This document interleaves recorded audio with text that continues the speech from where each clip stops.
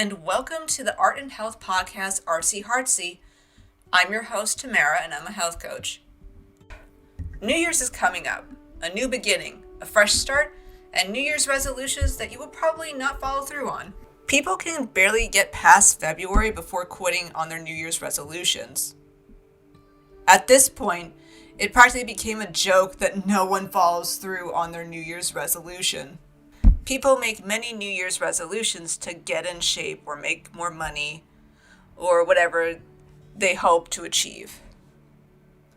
One of the reasons that a lot of people don't follow through is that the goals requires a lot of steps, time, effort, and money. And when the individual realizes this, they can become disillusioned and lose motivation and go back to old habits because it's familiar and safe. Some people have stopped having New Year's resolutions altogether because they don't want to make an effort, even though they want change to happen. Let's say your goal is to get into shape. You throw away all your junk food, buy all the healthy produce you can find, begin to count your calories, purchase the gym membership you always said you would, hire a coach, hire a fitness instructor, but then you realize within the first few weeks, you're not getting the results you expected. You made eating healthy a chore, you become exhausted and agitated from all the exercising, and you may have even gained some weight. Many people give up within the first few months because they have made drastic shifts in their lives all at once and expect significant changes within that time. But the truth is, things take time. It took you years to get out of the shape, and it will take you time to get into shape. Also, where you are emotionally can significantly affect your progress. If you're living a stressed life because of your relationships, finances, job, or anything that is messing with your brain chemistry, all the healthy eating and exercising in the world may not produce the results you desire.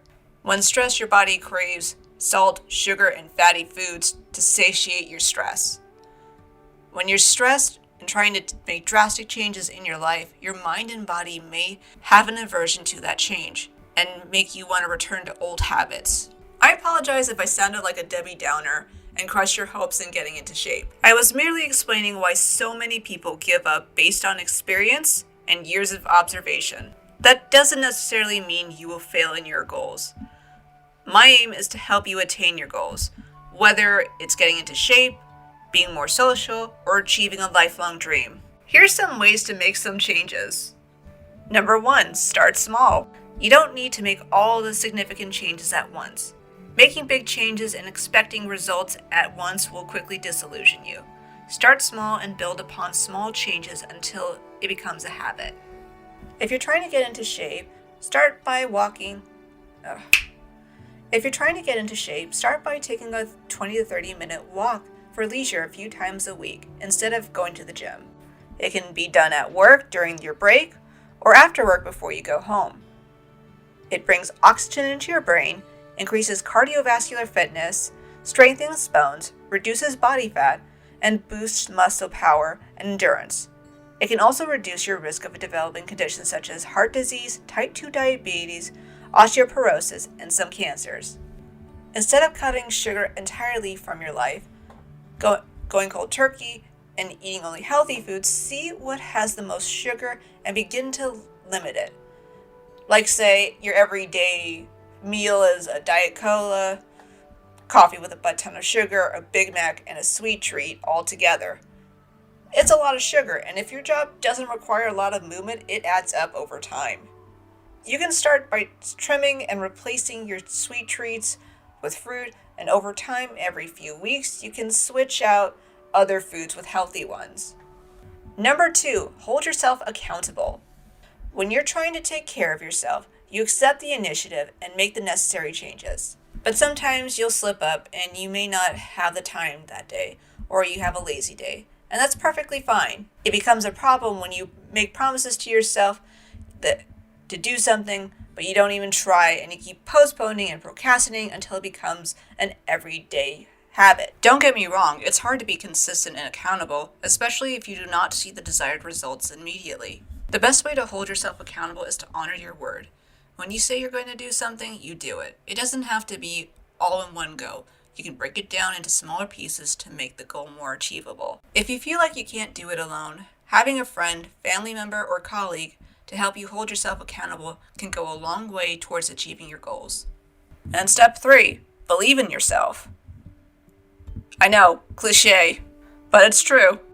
When you honor your word and make progress, you build your confidence. When you build your confidence, you see yourself in a better light, and you believe you can achieve anything. You may not see the results of your labor immediately, but if you stick to your goals, over time, you will notice slight changes when you try to better your life, and those gains will build you up and make all the difference. You are the master of your own destiny, and there will be challenges in life, but never say you can't do something because it's hard. Life is hard, made up of struggles and obstacles, but life can also be unique, made up of opportunities and choices. So for this New Year's resolution, aim to be the best version of yourself. I know you can do it. And now, a word from our sponsor, which is me. I'm sponsoring myself. Are you dealing with things such as weight gain, depression, burnout, or unhealthy coping habits? Or do you have an intense fear of rejection and you want to overcome it? I offer health coaching services that are unique to others. By using a specialized method called the NLS Matrix Decoder, this technology can examine physical, psychological, and emotional states. Then, after identifying the issues, we can recommend the best treatment for you, such as creating dietary plans, developing lifestyle planning, and even recommending what to look out for in the future. If you want to learn more or have additional questions, contact us at matrixemfharmonizers@gmail.com or call 718-607-7725. If you cannot come in person, we can provide remote sessions, as mentioned above, with hair samples, and you can join the session on FaceTime via Zoom. As technology evolves, we're also growing.